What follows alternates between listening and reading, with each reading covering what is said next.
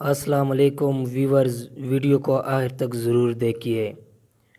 آج ایک بار پھر سویڈن میں قرآن کی بے حرمتی کا واقعہ اس وقت پیش آیا جب پوری دنیا میں عید الاضحیٰ کا مبارک دن تھا، اور یہ صرف ایک شخص کا کام نہیں بلکہ سویڈن کی حکومت نے اس کام کے لیے اسے کلی اجازت دی۔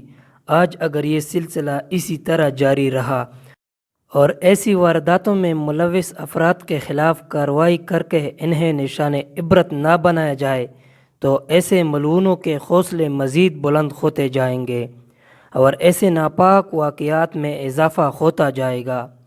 اگر مذہب کی بنیاد پر جنگ چھڑ گئی تو احادیث مبارک کے مطابق شاید یہ دنیا کی تباہی کا باعث بن کر آخری جنگ ثابت ہو جائے۔ جنہوں نے اللہ، قرآن اور اللہ کے رسول کا مذاق اڑایا، فرعون کی مثال سب سے بڑی مثال ہے۔ نعوذ باللہ، جنہوں نے یہ دعویٰ کیا تھا کہ میں اللہ ہوں اور اللہ تعالیٰ نے پانی میں غرق کر دیا، اور آج بھی اس کی لاش مصر میں موجود ہے۔ ویکس، جنہوں نے گستاخی کی تھی، 2 پولیس سپاہیوں کے ساتھ سفر کر رہا تھا جو اس کی حفاظت پر مامور تھے کہ اچانک ان کی گاڑی ایک تیز رفتار ٹرک کے ساتھ ٹکرائی۔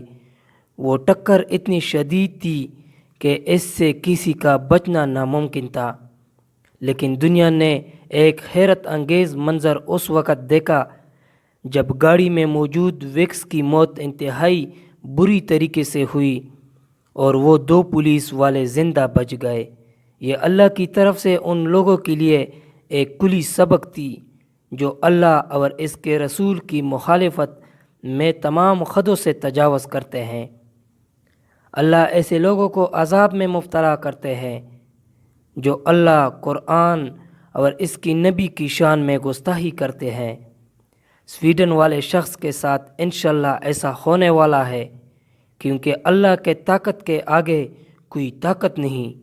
قرآن پاک کی بے حرمتی کرنے والوں کے لیے دونوں جہانوں میں دردناک عذاب کی وعید آ چکی ہے۔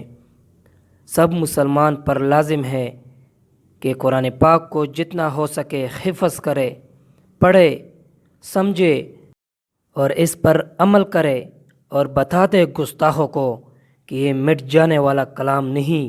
تم مٹ جاؤ گے لیکن یہ کلام تا قیامت ہمارے سینوں میں رہے گا، کیونکہ اللہ قرآن میں فرماتا ہے کہ یہ قرآن ہم نے نازل کیا اور بے شک ہم خود ہی اس کی حفاظت کریں گے۔ ویڈیو کے آخر میں درود شریف ضرور پڑھیے۔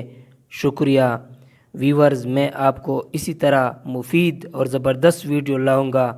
اگر آپ نے ابھی تک میرا چینل سبسکرائب نہیں کیا ہے تو مہربانی کر کے چینل کو سبسکرائب کرے، ویڈیو کو لائک کرے۔ ملتے ہیں نیکسٹ ویڈیو میں، اپنا بہت سارا خیال رکھیں۔ اللہ حافظ۔